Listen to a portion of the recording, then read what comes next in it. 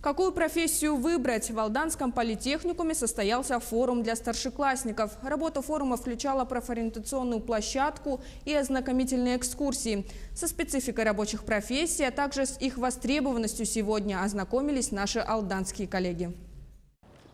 «Я в рабочие пойду, пусть меня научат». Под таким названием на базе Алданского политехникума состоялся профориентационный форум для старшеклассников. Ежегодные форумы для учащихся 9 и 11 классов преследуют две цели. Во-первых, привлечение потенциальных абитуриентов. Во-вторых, ознакомление школьников со спецификой рабочих специальностей и помощи в выборе профессии.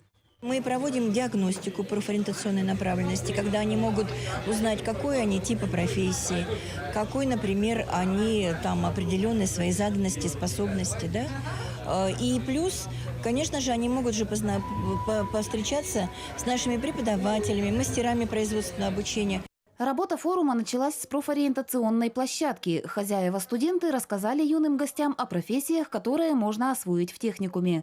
На встрече присутствовали бывшие выпускники техникума, победители республиканских и всероссийских туров чемпионата WorldSkills.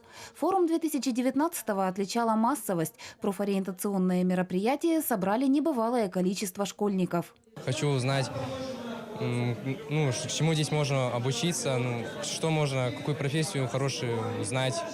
После работы профориентационной площадки школьникам была предложена экскурсионная программа. Гости побывали в производственных корпусах и посетили инновационные аудитории, где им были наглядно продемонстрированы опыты и функционирование тяжелой техники.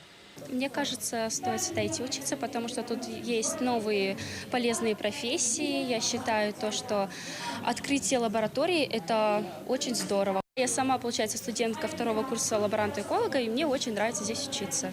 Кроме производственных корпусов и учебных лабораторий, школьники познакомились с внеурочной студенческой деятельностью, побывали в общежитии и посетили музей политехникума. Татьяна Вахнина, Сергей Шипачев, Александр Лукин, Алдан.